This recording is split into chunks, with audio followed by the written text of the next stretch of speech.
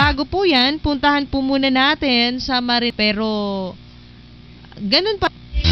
Kahit nasa 11,008 kilowatt ang total power demand ng buong Catanduanes, ang kaya po sa inyong isupply ng Sueco, supply na kuryente na nanggagaling sa Sueco, is 16,700 kilowatt. Nangangahulugan kilowatt. So, yung other plants total power available, 100 kilowatt. Sa supply ng kuryente, Clara. Pero po mga ka-Radio Oragon, meron po doon na Sabado po ito. Abutin. AM to 12 noon.